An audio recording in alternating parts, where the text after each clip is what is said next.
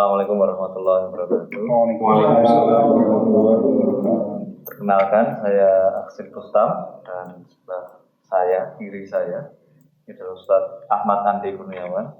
Kebetulan beliau berkarir di lembaga keuangan dan sembari mengajak teman-teman semua kembali ke jalan yang lebih lurus daripada menyimpang-menyimpang, baik yang lurus-lurus saja. Tema pada episode install yang pertama ini adalah tentang ghosting.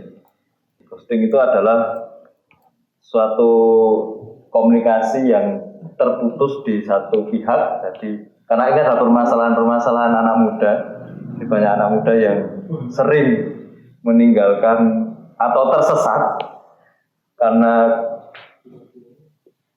pemilihan cara ingin mengikuti teman-temannya, misalnya kayak pacaran, karena ada pacaran dan terjadilah ghosting. Mungkin Mas Andi tahu ghosting?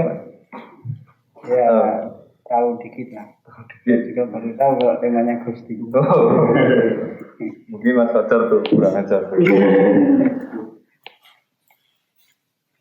Silakan Mas Andi, tanggapannya ghosting itu apa sih Mas? Kalau di zaman jenengan dulu, dengan jalan-jalan pacaran, meninggalkan pasangannya secara langsung, meninggalkan itu tanpa kabar, zaman ya. Dalam Islam gimana gitu? Baik, terima kasih. Assalamualaikum warahmatullahi wabarakatuh. Waalaikumsalam warahmatullahi wabarakatuh. Subhanallah, alhamdulillah, wa la ilaha illallah, wallahu akbar. Salatu wassalamu ala rasulillah wa ala alihi washabihi wa mawalah. Ya, nanti kita berbincang-bincang sedikit. Tadi saya terus terang saya belum tahu kalau temanya ghosting. Tapi dari kata-katanya itu sudah kebaca. Dari asal katanya apa? Ghost. Setan. Ghost itu artinya hantu itu bersifat nggak kelihatan. Jadi orang yang ghosting itu sebenarnya sedang menghantukan dirinya hingga tidak kelihatan. Di sini saya sudah bisa menyoroti satu poin pentingnya berkaitan dengan ghosting. Ghosting itu kan secara prinsip dia terputusnya komunikasi, ya atau enggak? Yeah. Baik di salah satu pihak ataupun kedua belah pihak. Dan komunikasi itu salah satu hal paling inti dalam menjalani kehidupan manusia. Baik teman-teman sekarang sebagai pelajar, ataupun nanti ketika semakin beranjak dewasa, yang SMP ke SMA, yang SMA ke kuliah, yang kuliah ke pasca, dan memasuki dunia kerja atau wirausaha dan lain sebagainya, termasuk di dunia dakwah ataupun dunia apapun. Salah satu kunci paling penting yaitu di komunikasi. Bisa menentukan apakah hidup kita itu akan penuh dengan manfaat dan maslahat atau penuh dengan madharat dan ketidakjelasan, kesimpang siuran, termasuk juga dalam masalah-masalah sosial, masalah rumah tangga, masalah asmara, masalah pertemanan, masalah karir, bisnis, dan apapun sisi kehidupan. Itu pengalaman-pengalaman saya dan teman-teman dalam bidang apapun ya, termasuk organisasi, membangun usaha, membangun jaringan dan sebagainya. Kunci sukses dan gagalnya yang termasuk paling besar adalah komunikasi. Dan kegagalan terbesar manusia ketika dia gagal berkomunikasi dengan Tuhannya. Itu sunatullah. Tahu sunatullah? Sunatullah itu rumus-rumus yang berjalan dalam ketetapan Allah dalam kehidupan kita. Sunatullah itu bisa dengan protes, dengan nggak setuju itu bisa, tapi nggak bisa dilawan. Namanya air kalau direbus pasti akan tambah panas sampai mencapai titik didih. Jenengan bisa nggak setuju? Bisa. Mau protes bisa, tapi ngelawan sunatullah itu nggak bisa. Dan sunatullahnya itu ya gitu. Komunikasi yang paling penting pertama adalah dengan Allah Subhanahu wa taala. Dan kegagalan terbesar manusia dalam hal komunikasi adalah ketika ia ghosting justru dengan Tuhannya. Dan itu yang banyak dialami. Gak cuma yang muda, Yang tua-tua mati pun masih banyak yang ghosting dengan Tuhannya. Kata kuncinya di situ. Ini adalah kegagalan terbesar manusia ketika ia ghostingnya nek maling sama cewek, sama teman, itu masih rada-rada enteng lah. Tapi keghostingan yang paling mengerikan dan harus kita hindari dan kita hindarkan dari orang-orang tercinta, yaitu ghosting kepada Allah Subhanahu. Hilang komunikasi. Banyak nggak? Banyak. Tapi kita bersyukur di Indonesia itu seapes-apesnya kita hidup di antara masyarakat, insya Allah lingkungan kita masih istilah yang pertama Pancasila itu ketuhanan yang Maha Esa. Seapes-apesnya kita, nakal-nakal kita, itu kita masih ada lingkungan yang kenal Tuhan. Sak maling-malingnya maling di Indonesia, dia pasti masih kenal Tuhan lah, masih mengaku tidak disebut kafir nggak mau. Itu ya, sak korupsinya koruptor, kalau dia Muslim disebut kafir nggak mau, masih ada la ilaha illallah di dalam dirinya sedikit. Sak nakal-nakale orang PSK, tahu PSK? Ya, tahu tapi jangan kenalan lah ya. Tak nakal-nakalnya dia, kalau dia muslimah disebut kafir itu nggak mau, karena dia memang dalam hatinya masih ada la ilaha, masih ada sedikit komunikasi dengan Tuhannya. Cuman terdistorsi dengan banyak keadaan, entah karena ekonomi, faktor lingkungan, entah faktor pergaulan, faktor eksistensi dan sebagainya. Akhirnya dia terjun di dunia itulah, dunia perdagangan. Ya.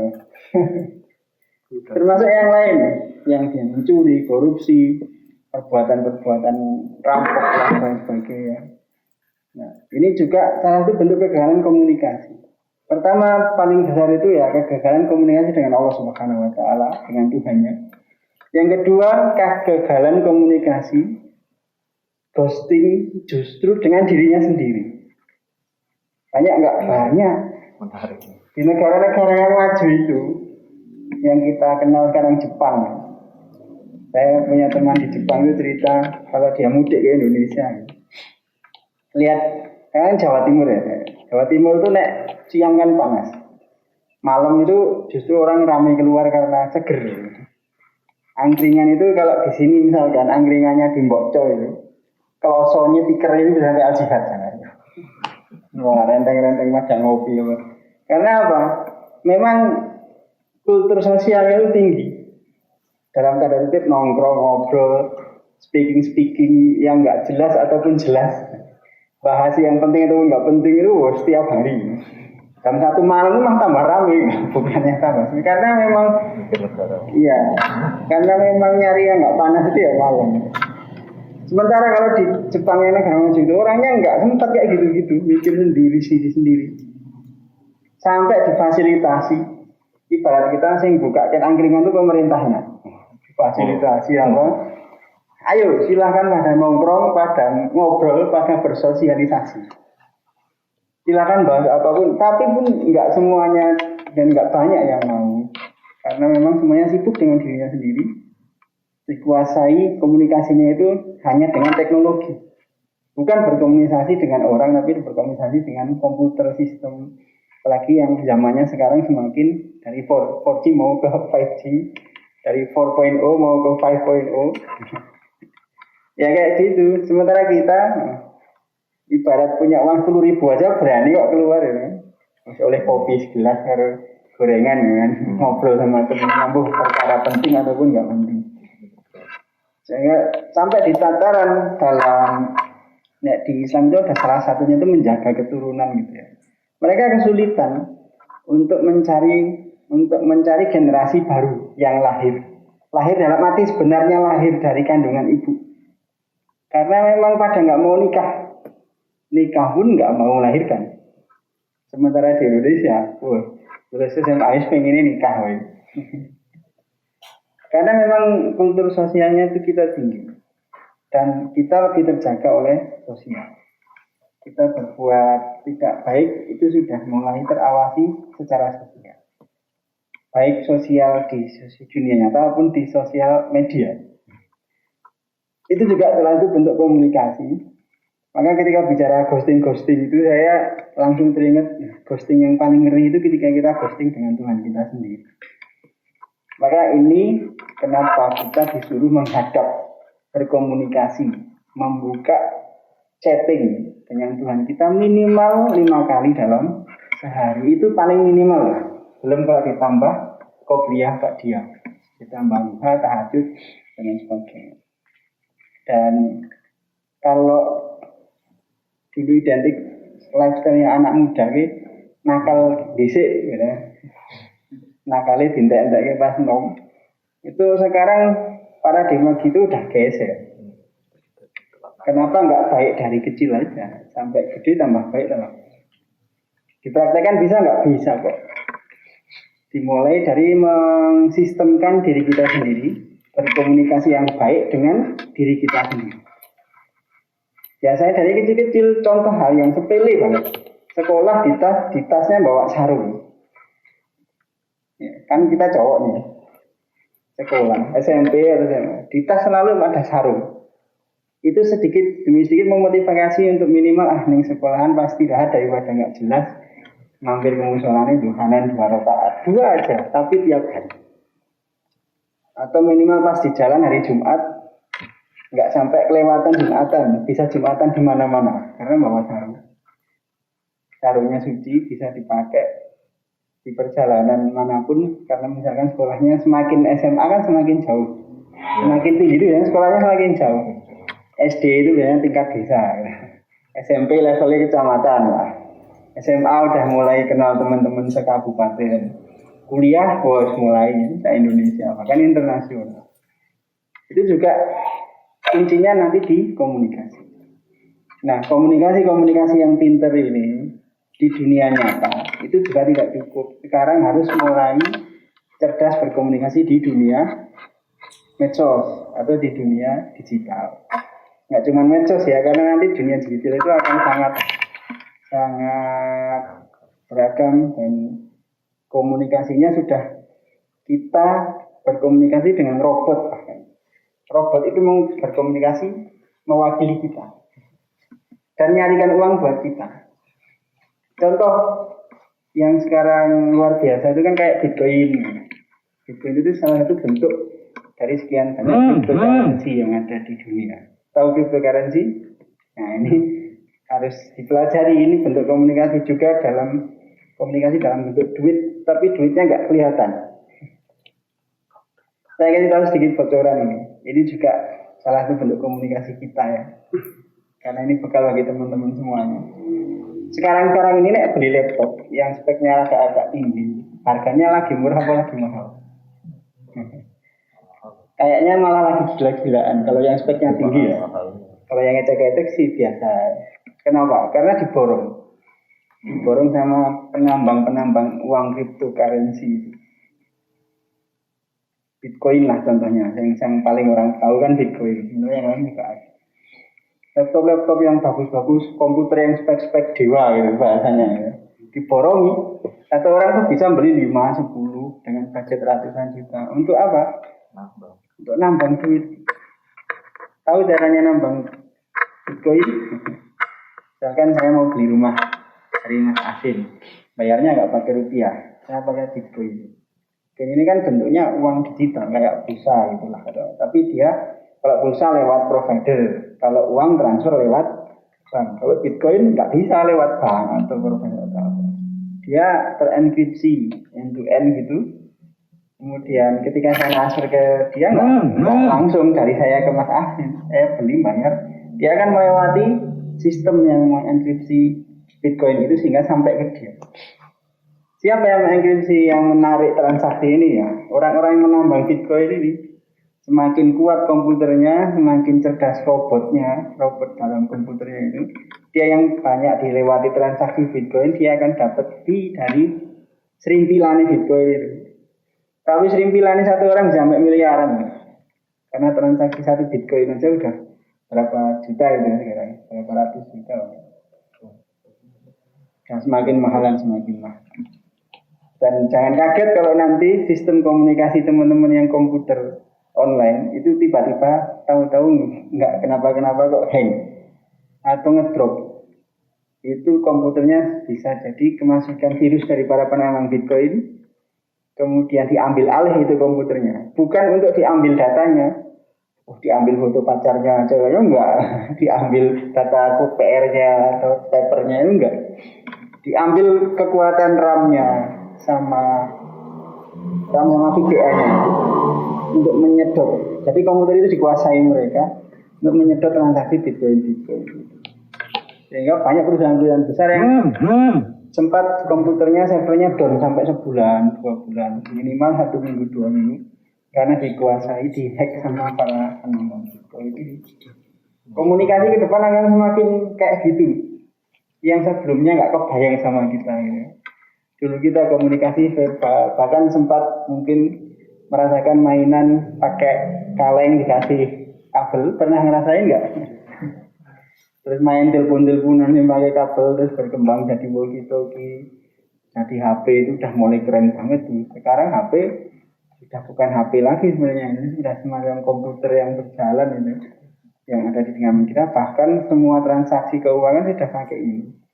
Mau yang model e-wallet, mau yang model m-banking, bahkan cash management system atau apapun, semakin berat tugas ini dan semakin banyak rahasia kita yang tersimpan di HP ini. Termasuk rahasia antara suami dengan istrinya misalkan ya. Antara anak dengan ibunya, kakak dengan adiknya, dan sebagainya. Itulah komunikasi yang memicu atau menyimpan potensi maslahat yang sangat besar, tapi juga menyimpan potensi madorot kerusakan yang sangat besar. Maka ini adik-adik ini yang di SMP, SMA, atau kuliah, saya pesan betul ingat kata-kata saya ini. Salah satu kunci sukses manusia adalah sukses dalam berkomunikasi. Pertama ke atas dengan Tuhannya, kedua dengan dirinya sendiri, baru setelah itu dengan lingkungan sekitar. Dan komunikasi yang paling bagus, komunikasi yang paling jujur, ikhlas. Tadi Mas Fajar sudah bilang, kenapa orang kalau ada depan hatinya lagi nyambung, nggak usah, jangankan hadap-hadapan. Anda dengan ibu Anda posisi jauh, ada apa-apa, ibu Anda itu kerasa, itulah komunikasi yang kuat. Ya atau ya? Itulah, karena itu ilmiah sebenarnya, tapi sudah disampaikan oleh Rasulullah SAW. Karena arwah manusia, arwah itu jamak atau plural dari kata ruh. Ruh manusia itu saling terkoneksi. Junudun jannah. Yang terkoneksi siapa? Yang frekuensinya sama. Wa ma ta'arofa minha ikhtalafa kata Nabi. Yang frekuensinya sama akan saling nyambung. Wa ma tanakara minha ikhtalafa. Yang frekuensinya nggak sama, dia akan mentang nyari yang frekuensinya sama. Maka jangan kaget kalau Anda ketika dalam posisi nakal ketemunya dengan konsolnya saya nakal-nakal. Tapi kalau Anda posisinya baik, Anda ketemu dengan orang yang baik-baik. Ketika ketemu dengan Ahwan melakukan pandangan pertama kok langsung nyetrum ya, karena ruhnya nyambung. Ayunya kayak ngopo nek orang nyetrum, orang bakal nyambung. Tapi nek wis ayune kayak ngopo nyambung ya nasib ya Mas Fajar ya. Karena memang ruh manusia itu secara ilmiah saling terhubung, yang frekuensinya sama dan terkoneksi. Itulah kenapa kalau kita koneksinya sama, meskipun jauh nyambung.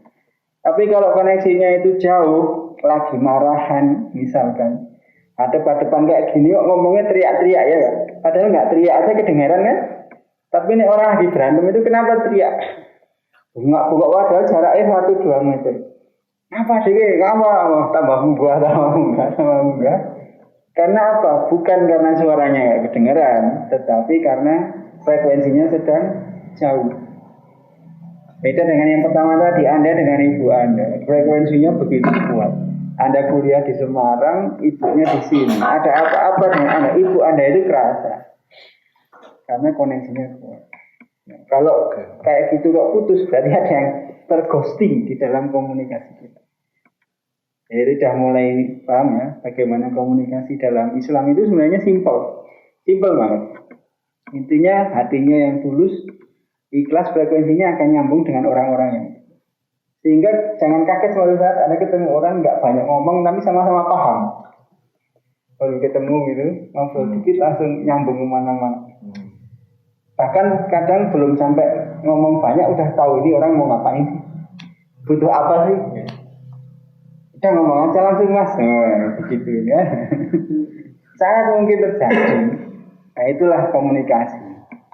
Yang ghosting itu ya karena lost communication, loss of communication.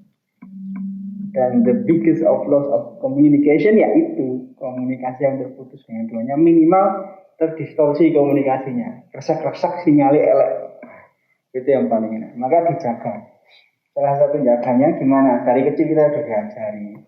Hati kita harus ingat terus, dan yang kedua lisan kita ubah terus.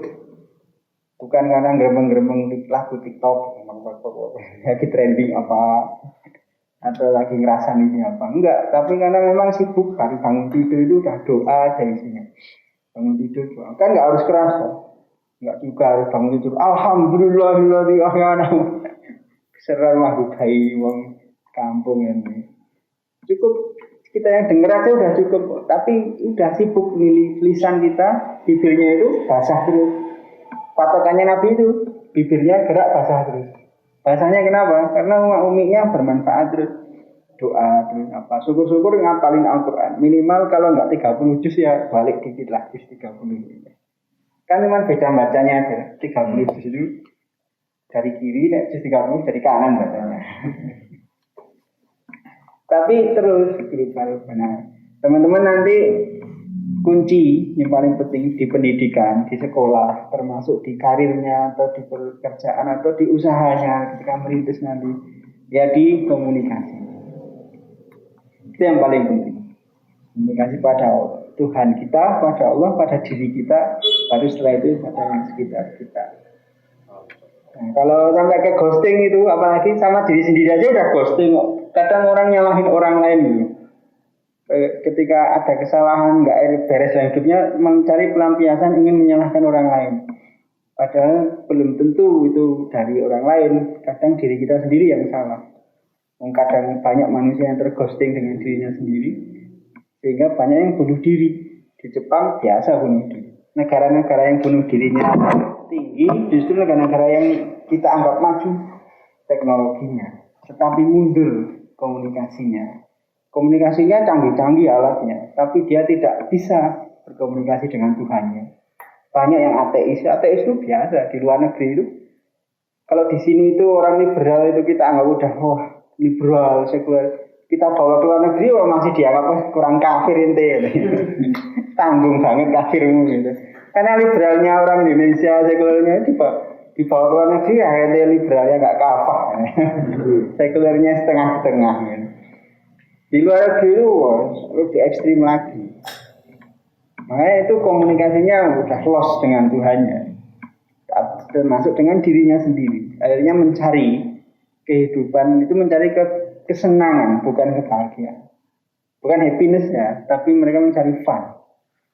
Kerja berapa bulan gitu. Nanti pas musim libur musim panas ya, kalau di luar negeri kan berbulan-bulan gitu. Mereka keliling dunia, mereka tulis-tulis kan di sini kan lama-lama gitu. Borobudur, Jogja, Bali, rental motor mereka berbulan-bulan gitu. Karena mereka ya itu kerja, itu ngabisin duit. Apalagi generasi milenial mereka, sampai di beberapa penelitian itu disampaikan sampai akan banyak generasi milenial di luar negeri, negara-negara maju nggak bakal punya rumah, karena lebih suka traveling. Kalau punya rumah kan malah repot, mending hidupnya kemana-mana. Nah kita kan mindsetnya nggak gitu masih. Pokoknya mau kecil mau apa, penting punya rumah, punya tanah, bikin rumah. Kan lebih senang gitu kalau, apalagi kita orang Jawa gitu.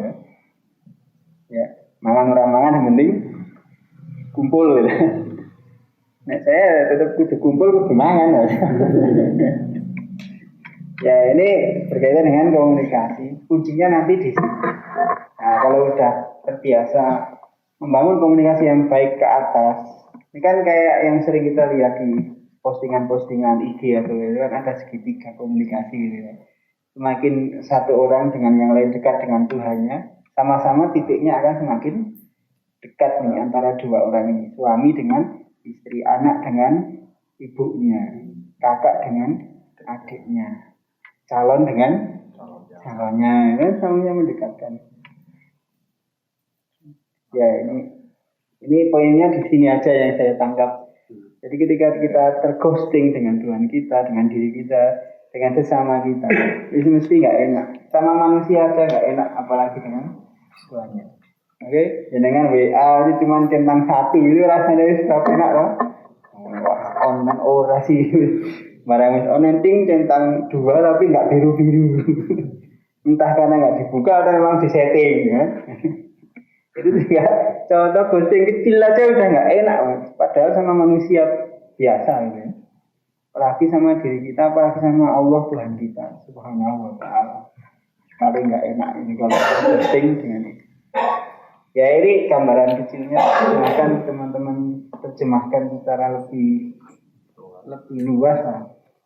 Dan salah satu ghosting yang paling nggak enak juga, hasil dari ghosting yang paling besar dan setelahnya itu ya ghostingan kita terhadap buku, terhadap ilmu. Karena iman itu tidak bisa kita dapatkan kalau kita nggak punya ilmunya dulu. Anda nggak bisa beriman kepada Allah kalau nggak kenal Allah. Saya benar ya? Kenapa kok Anda percaya sama Allah? Kan karena tahu. Minimal dari kecil sudah diajarin Allah itu Allahus somad lam yalid wa lam yulad wa lam yakul lahu. Kan tahu dulu baru beriman. Allah kasihkan ilmu. Contoh nih orang ateis. Tahu enggak kenapa tiba-tiba nemu ning perpustakaan mana buka Al-Qur'an terjemahan bahasa Inggris atau saya pernah punya Quran terjemahan bahasa Cina. Tapi nggak bisa baca saya. Iman tahu gitu. Dia buka-buka terbukalah ilmunya. Dia pelajari, akhirnya dapat hidayah, masuk Islam. Kita pun demikian, jangan sampai putus sama buku. Saya lebih senang kalau teman-teman ini Al-Qur'annya itu enggak kelihatan baru. Karena sering dibaca. Bukunya enggak kelihatan rapi gitu. Karena sering dibaca sampai ditandai, digelar-gelar. Bahasanya bahasa macam-macam lagi misalnya. Ya itu penting. Kita nongkrong di kafe 100.000 biasa. Ya kan? Tapi nek 100.000 buat beli buku rasanya larang temen beli 50.000 lah. Kalau nggak nyari kitab-kitab yang bolong-bolongan itu gue sabar gitu kan. Ya itulah orientasi kita masih di perut, masih belum sampai ke otak. Mulai dari sekarang saya jadi berbagi pengalaman aja. Ketika saya SMP, SMA teman-teman ini, saya pertama kemana-mana bawa sarung itu karena saya suka keliling masjid. Memang saya hobi menghobikan saya untuk keliling masjid. Sampai sekarang pun kalau touring pakai motor atau mobil ya saya singgahnya di masjid-masjid yang mana yang belum pernah itu yang saya singgah. Dan yang kedua harus ada budget untuk belanja buku. Kalau udah senang belanja buku, itu berarti kok tanda-tanda Anda akan menjadi terbuka wawasannya dan calon orang sukses.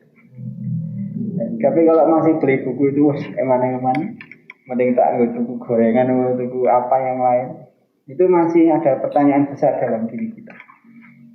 Minimal sebulan atau berapa bulan sekali, apalagi masih tahap pelajar ya, itu harus punya buku yang cari juga yang bahasa Inggris atau bahasa apa, meningkatkan diri itu penting. Minimal harus beli buku lah. Keren. Oke, Ustaz Andi. Kebetulan mungkin ada teman-teman yang ingin bertanya. Ya. Dan tadi sudah mengawang kemana-mana ya pikirannya. Sebelum pertanyaan-pertanyaan yang sudah terkumpul banyak sekali Ustaz, terkumpul nih Ustaz. Jadi nggak semuanya kita jawab malam ini lah. Okay. Mungkin yang poin-poinnya paling nyambung aja dengan yang kita bahas malam ini. Ini ada yang menarik nih. hal apa yang harus disiapkan pada saat usia muda, jadi usia ya, teman-teman SMP SMA mungkin 10 menitan ya. Oh ya, oke. Kan kita tahu sifat-sifat Nabi itu apa semuanya. Ada sidik, amanah, tasdik, fatwa. Tapi itu kan bahasa syariatnya. Bahasa-bahasa yang kekiniannya ya sederhananya yang pertama teman-teman harus mulai menata kepribadian, attitude, apa itu bahasa kita ya. Bahasanya kita, bahasanya Islam itu sebenarnya akhlak itu. Akhlak itu apa sih? Sesuatu yang melekat kuat dalam diri kita. Keluarnya itu nggak perlu mikir, itulah akhlak. Kalau jenengan kesandung, cudrak langsung metune kewan cilik-cilik Berarti sekalian personal branding. Iya, itu intinya. Tapi kalau begitu kesandung, yang terucap tuh Masya Allah, astagfirullah. Begitu ada ukti lewat itu, yang terucap itu langsung siulan, itulah akhlak kita. Tapi begitu lewat itu nunduk buka hati. Nah itulah akhlak kita, subhanallah. Minimal ya lumayan lah, masih subhanallah. Alhamdulillah, meskipun dikit. Kalau bisa izin. Nanti kalau ingin bertanya caranya kenalan gimana, gampang tak ajarin. Karena ini komunikasi, bagian dari komunikasi. Asalkan niatnya serius nggak apa-apa. Kalau main-main ya jangan, nggak tak ajari nih main-main. Yang pertama itu membangun personal branding, membuat akhlak, menguatkan akhlak kita. Yang kedua harus mendesain, bukan mendesain ya, membiasakan hidup untuk membentuk badan yang sehat. Yang pertama akhlak dunia, yang kedua badannya sehat dulu. Anda mau ibadah, mau belajar, mau kenalan, mau sekolah, mau apapun, badan harus sehat. Makanya rumus saya, atau ajaran dari guru saya, kan kebanyakan orang semakin sibuk, jadi nggak sempat olahraga. Ya nggak? Ya. Rumusnya dibalik, semakin sibuk harus semakin banyak olahraganya. Saya kalau nyari hotel itu di mana-mana, saya ya harus nyari yang ada kolam renangnya, karena habis subuh langsung renang. Kayak kemarin tuh seminggu saya pergi, ya udah saya nyari hotel ada kolam renang. Habis subuh renang 25 kali. Nanti nyari hotelnya ya kolam renangnya campur apa enggak? Ya kan. Kalau habis subuh itu sepi. Ya waktu saya cuma sama istri sama anak saya ya langsung. Enggak ada. Orang-orang ini datang kita pergi jam 6, setengah 7 itu baru mulai ibadah. Itu badannya harus sehat. Yang suka futsal lah. Bayang kalau di pesantren itu saya dulu namanya lapangan bola nggak boleh digusur untuk kepentingan apapun, dibikin gedung kayak dibikin nggak boleh. Sampai kiai saya guru kita bilang mau gusur lapangan bola langkai dulu mayat saya. Karena apa? Ini anak muda ini harus dibentuk badan yang sehat. Fasilitas kolam renang itu ada, lapangan futsal banyak, lapangan badminton diperbanyak. Stadion dibikinin, rumput ada sampai impor loh, bayangin. Saya yang sekolahnya di sini punya impor. Ya itu juga ada terus semuanya sebagainya. Pertama itu akhlaknya kita brandingkan yang kuat untuk diri kepentingan kita sendiri, masa depan kita. Yang kedua badan sehat. Badan kita harus sehat. Yang masih malas olahraga, mulai dibiasakan minimal muter-muter alun-alun lah, begitu ya lumayan lah. Jalan kaki, nggak apa-apa lah, hiburan-hiburan dikit. Kalau ada dosa-dosanya pas olahraga ya, habis itu istighfar yang banyak. Ya. Yang penting itu badan harus sehat. Yang kedua, yang ketiga, baru ini udah sehat kan, akhlaknya kita baik. Dari sidik, amanah, tabligh, fatwa itu sebenarnya dijabarkan luas banget itu. Dan yang kedua badannya sehat. Jadi kalau udah punya ini, kita bisa mengembangkan yang ketiga, berpengetahuan luas. Menggali pengetahuan, kalau dengar kata pengetahuan, jangan terus terdikotomi, ilmu umum saja, atau ilmu agama saja. Akhirnya yang ngaji agama orang mudeng teknologi, sing mempelajari teknologi orang mudeng agama. Yang bagus dua-duanya dikuasai, tidak terdikotomi. Itulah sebenarnya ajaran Islam. Kenapa dipisah-pisahkan? Karena ingin menghancurkan Islam. Sing apa hadis, apa tafsir begitu lihat HP dari ini wah bid'ah. Atau sebaliknya, begitu yang pakai ini maju ahli IT apa baca Quran nggak bisa. Apa ini tajwid itu apa ya malah takut. Nah inilah pentingnya kita. Yang poin ketiga memperluas pengetahuan baik pengetahuan agama ataupun pengetahuan umum. Jangan malas kuncinya. Baca. Itu yang ketiga. Ada lagi? Ada. Ini yang ketiga itu. Yang terakhir yang kalau sudah lengkap tiga ini, baru yang keempat Anda bisa menjadi orang yang bebas, merdeka. Jadi merdekanya itu bebasnya jangan diterima yang pertama, bebas merdeka itu. Belum berpengetahuan luas, pengetahuannya pas-pasan, ilmu agamanya belum tahu, ilmu teknologi juga gaptek, komunikasi nggak bisa, ya. Ilmu itu nggak menguasai, cuma jang-jang rambut diwarna-warni, pakaian yang dikeren, outfit dimahalin, outfit mahal, otak murah percuma.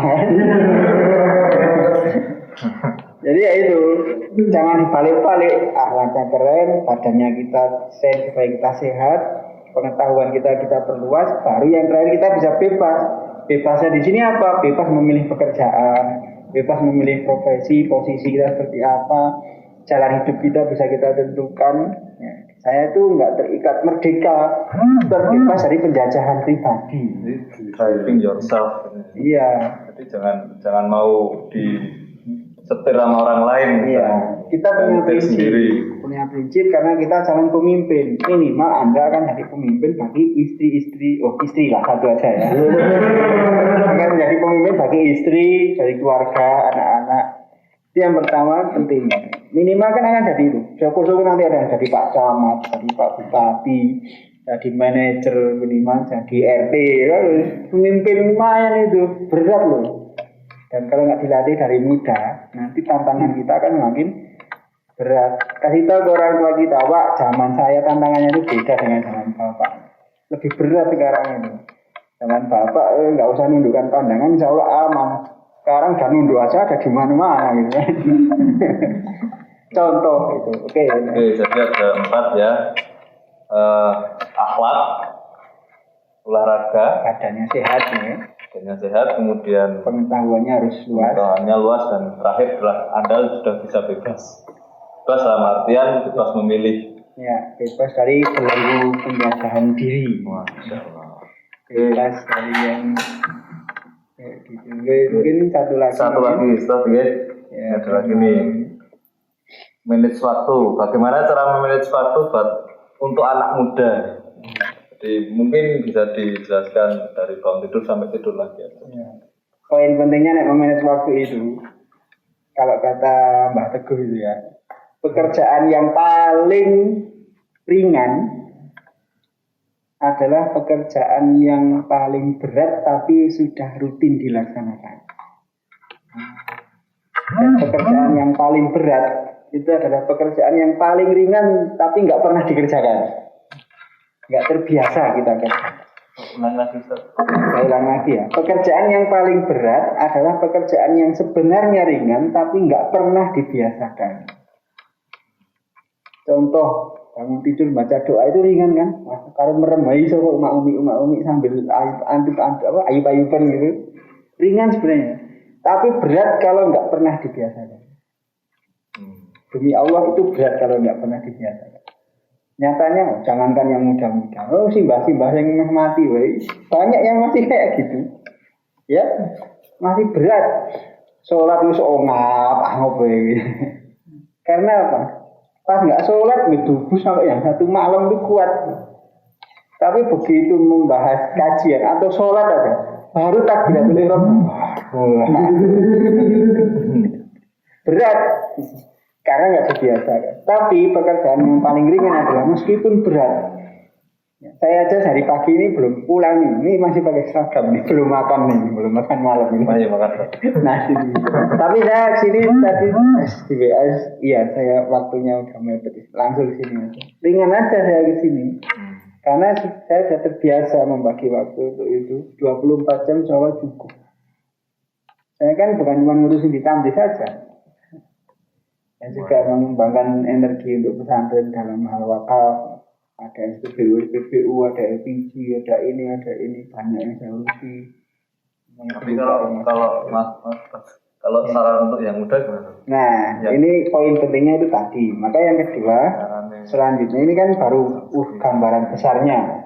Teknisnya itu ya intinya jangan males dan mulai dari pekerjaan yang ringan-ringan. Teknisnya itu gampang dan ada di rumah. Saya berlima laki-laki semua dulu. Ya sekarang juga laki-laki semua.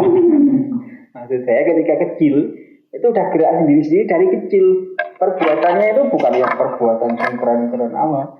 Ada yang nyapu, ada yang bagian ngepel. Dulu pakai sumur tuh saya nimbah sumur ya SMP kayak teman-teman ini. Masih SMP, SD bahkan saya. Tapi itu biasa, kelihatannya remeh ya. Anak kecil, tapi bagi anak kecil bukan hanya remeh. Bagi umuran SMP SMA bukan hanya remeh. Melaksanakan pekerjaan yang meringankan beban orang tua. Tapi dibiasakan. Itu kan latihan membagi waktu. Karena apa? Anda kan sedang persiapan berangkat sekolah, ya enggak? Berangkat sekolah misalkan masuk jam 7, berangkatnya jam setengah 7. Bangun tidur jam setengah 5. Dari setengah 5 sampai setengah 6 sampai setengah 7 ada waktu berapa jam? 2 jam. 2 jam ini untuk sholat, ya wudhu, sholat, habis itu sebelum mandi, biasa usahakan sebelum mandi mulai dari kecil-kecil nih. Meskipun cowok nggak masalah, bantu. Nabi saja membantu pekerjaan rumahnya loh. Lah kita itu bukan nabi loh. Kita itu kelas itu masih. Why not? Kita bantu orang tua kita. Luar biasa itu. Ketika ibu lihat, ini nangopo, nyapu nih, ngepel tulis dan sebagainya. Bayangkan kita ada melakukan itu terus dapat doanya orang tua. Siapa tahu pas doa yang itu pas dikabulkan. Allah orang tahu nyapu nih, didongake tak dongakne dari direktur. Doanya sekarang bisa jadi terwujudnya 15 tahun yang akan datang, 10 tahun yang akan datang. Dikabulkan oleh Allah, tapi sudah ditabung oleh ibu Anda melalui doa-doanya. Wih, keren banget itu. Memulai dari yang kecil terus. Sampai nanti di sekolahan, mulai belajar membagi waktu. Kemudian pulang sekolah seperti apa, membagi waktunya. Sampai malam, itu kalau di sekolah-sekolah yang berasrama, yang bagus-bagus itu rata-rata berasrama, baik Islam ataupun Kristen ataupun Katolik. Di luar negeri itu sekolah-sekolah yang keren-keren itu rata-rata berasrama sampai kuliahnya. Itu karena apa? Ya untuk membagi waktu. Maka pintar-pintarlah membagi waktu. Caranya memulai dari perkara yang kecil-kecil itu. Kapan waktu membaca Al-Quran? Kapan waktu membaca buku? Kapan waktu nggarap PR? Waktu untuk nongkrong ngopi ada nggak? Ada. Jangan sampai kalau identik membagi waktu yang keren itu seakan-akan waktunya serius terus itu. Hidup dari bangun tidur sampai tidur serius terus. Nggak pernah ketawa, nggak pernah nongkrong sama temennya, nggak pernah ngopi bareng. Wah itu hidupnya malah lebih pahit dari kopi biasanya itu. Karena dia tanda-tanda tidak bisa membagi waktu.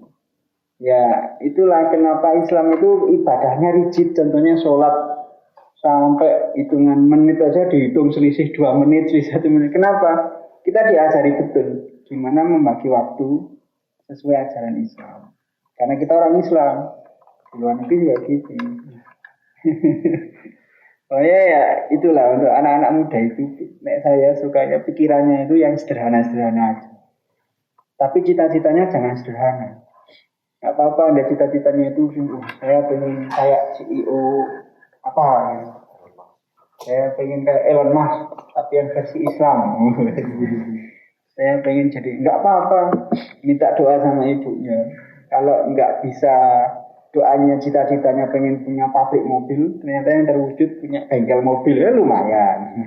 Ya, cita-citanya pengen punya istri yang kayak siapa, ternyata dapatnya enggak selisih jauh ya, lumayan kan, alhamdulillah. Semua bermula dari indazorni, abdi kata Allah itu akan sesuai prasangka kita. Maka jangan, salah satu komunikasi terbaik dengan Allah, jangan pernah suudzon sama Allah. itu blunder fatal ketika seorang muslim suudzon sama Allah Subhanahu. Itu ya, jangan pernah blunder ya. Blunder betul, gol bunuh diri yang berpuluh-puluh kali. Anda jadi striker tapi ngegolin gawang sendiri puluhan kali. Itu gambarannya orang yang suudzon dengan Allah Subhanahu.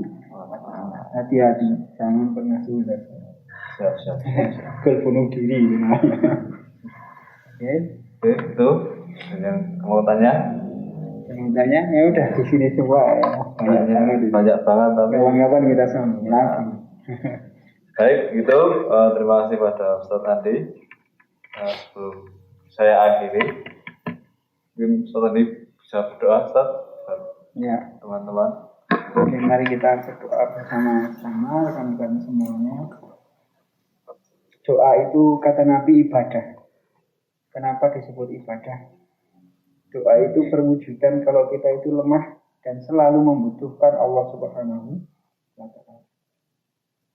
Apapun yang kita lakukan itu butuh bantuannya, sehingga nggak ada yang perlu kita sombongkan dan nggak ada yang bisa kita sombongkan.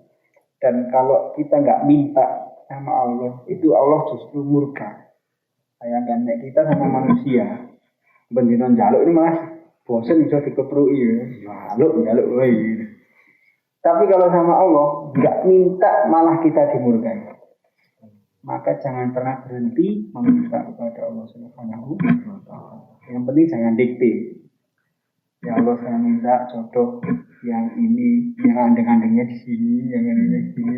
Saya itu contoh doa yang dikte. Minta saja yang solehah ditambah jamilah bolehlah. Solehah itu contohnya gitu. Tapi jangan sampai dikte. Mari kita berdoa bersama-sama. Bismillahirrahmanirrahim. Alhamdulillahirabbil alamin, hamdan syakirin, hamdan hamdan ya Allah wa ikafi mazidah. Ya Rabbana lakal hamdu wa lakal syukru kama yanbaghi li jalali wajhikal karim wa 'azimi sultanik. Allahumma shalli ala nabiyyina Muhammad wa ala ali Muhammad wa sallim ala ta'ala kulli sahabati rasulina ajma'in. Allahumma ighfir lana wa liwalidina warhamhum kama rabbawna shighara. Allahumma ighfir lana wa liwalidina warhamhum kama rabbawna shighara. Allahumma ighfir lana wa liwalidina warhamhum kama rabbawna shighara. Allahumma aslih lana dinana alladhi huwa ismatu amrina wa aslih lana dunyana allati fiha ma'ashuna wa aslih lana akhiratana allati fiha ma'aduna waj'al hayata ziyadatan lana fi kulli khair waj'al mauta rahatan lana min kulli syarr. Rabbana anzilna munzalan mubarakan wa anta khairul munzilin. Rabbana atina min ladunka rahmah wa hayyi lana min amrina rasyada. Rabbana atina fid dunya hasanah wa fil akhirati hasanah wa qina adzaban nar. Subhana rabbika rabbil izzati amma yasifun wa salamun alal mursalin walhamdulillahi rabbil alamin. Sekian dari saya, terima kasih. Terkait dengan doa, untuk penutup doa itu 3. Yang pertama Anda berdoa, yang kedua mendoakan, yang ketiga minta didoakan. Jangan bosan 3 hal ini. Insya Allah, apalagi sama ibu, Anda berdoa, mendoakan ibu dan minta didoakan sama ibu. Itu salah satu kunci kesuksesan kita di dunia dan di akhirat. Amin. Assalamualaikum warahmatullahi wabarakatuh. Waalaikumsalam. Terima kasih teman-teman sudah hadir sampai larut jam 10 lebih. 10 menit. Jadi nantikan install episode kedua. Sekian dari kami. Assalamualaikum warahmatullahi wabarakatuh.